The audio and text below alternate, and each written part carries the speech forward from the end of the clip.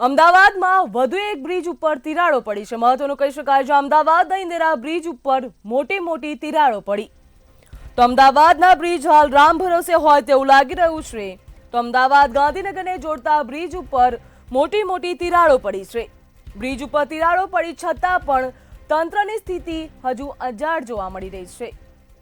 તો વાહન ચાલકોના જીવ જોખમમાં મુકાઈ રહ્યા છે। વાહન ચાલકો જીવના જોખમે બ્રિજ ઉપરથી પસાર થવા મજબૂર બન્યા। શહેરમાં વધુ એક બ્રિજની કામગીરી ઉપર સવાલો ઉઠ્યા।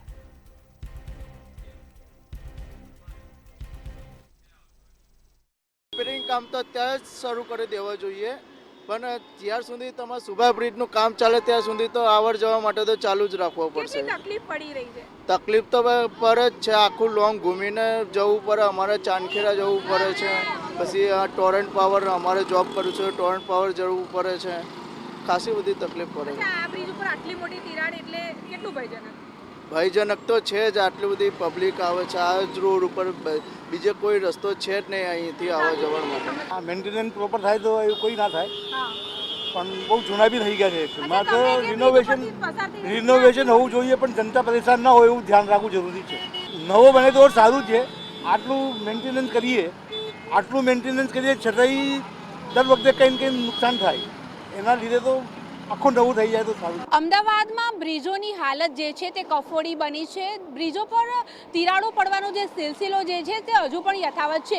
નહેરુ બ્રિજ હોય, સુભાષ બ્રિજ હોય, દધીચી બ્રિજ હોય કે પછી ઇન્દિરા બ્રિજ હોય, આ તમામ જે બ્રિજ છે તેના ઉપર તિરાડો પડી ગઈ છે। ત્યારે ઇન્દિરા બ્રિજ પર મસ્ત મોટી તિરાડ પડી છે, જેના દ્રશ્યો અમે તમને બતાવી રહ્યા છીએ। આપ જોઈ શકો છો કે એક બહુ જ મોટી તિરાડ જે છે તે આ બ્રિજ ઉપર પડી ગઈ છે, અને આ તિરાડ જે છે તે તંત્રની ઉદાસીનતા નો પુરાવો છે। સુભાષ બ્રિજ પર જે પ્રમાણે તિરાડ પડી હતી ત્યારબાદ તંત્ર જાગ્યું હતું, અને અત્યારે હાલ જ્યારે આ ઇન્દિરા બ્રિજ પર તિરાડ પડી છે તેનાથી તંત્ર અજાણ છે। અહીંયાથી પસાર થતા તમામ વાહનો જે છે તે અત્યારે હાલ ભયના માહોલમાં જ્યારે પસાર થઈ રહ્યા છે, ત્યારે શહેર પર તમામ બ્રિજો પર આ પ્રમાણેના જ્યારે તિરાડો પડી રહી છે ત્યારે તંત્રની ઉદાસીનતા જે છે તે છતી થઈ રહી છે।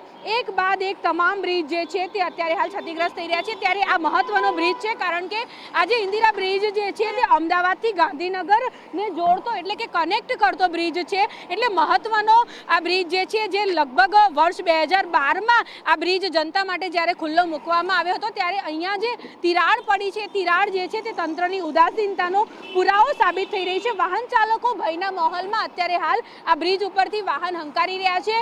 જે પ્રમાણે એક બાદ એક તમામ બ્રિજોનું ઇન્સ્પેક્શન થયું તે પ્રમાણે આ બ્રિજનું પણ ઇન્સ્પેક્શન થવાની જરૂરત હતી। જો તંત્રના જે અધિકારીઓ છે તેમના દ્વારા આનું ધ્યાન રાખવામાં આવ્યું હોય તો કદાચ આ પ્રમાણેની જે તિરાડો પડે છે તેને દૂર કરી શકાય। જો કે હજુ સુધી કોઈ પણ તંત્રના અધિકારી જે છે તે અહીંયા વિઝિટમાં આવ્યા નથી। અમદાવાદની હાલત વિશે જો વાત કરવામાં આવે તો અમદાવાદમાં એક સાંધે ને તેર તૂટે તેવી હાલત જે છે, અને તમામ બ્રિજો પર જે પ્રમાણે તિરાડો પડી રહી છે અને સમારકામ થઈ રહ્યું છે તેના કારણે તેને અમદાવાદમાં ભારે ટ્રાફિકના દ્રશ્યો પણ ઠેર ઠેર જોવા મળી રહ્યા છે। ત્યારે એક બાદ એક જ્યારે બ્રિજો પર તિરાડો પડી રહી છે ત્યારે એવું લાગી રહ્યું છે કે તંત્રના જે પણ અધિકારીઓ છે તેમની જે પણ કામગીરી છે આ કામગીરી માત્ર ને માત્ર કાગળો ઉપર હોય તેવું લાગી રહ્યું છે। કારણ કે જે પ્રમાણે નહેરુ બ્રિજ ક્ષતિગ્રસ્ત થયો, સુભાષ બ્રિજ ક્ષતિગ્રસ્ત થયો, દધીચી બ્રિજ પર જ્યારે ગાબડા પડ્યા, ત્યારે હવે વધુ એક બ્રિજ આ ઇન્દિરા બ્રિજ પર આ પ્રમાણેની તિરાડ જે છે તે તંત્ર દ્વારા ઉદાસીનતા જે દાખવવામાં આવી રહી તેનો નક્કર પુરાવો જે છે તે જોવા મળી રહ્યો છે। કેમેરા પર્સન કેતન શ્રીમાળી સાથે અનિતા પરમાર, મંતવ્ય ન્યૂઝ, અમદાવાદ।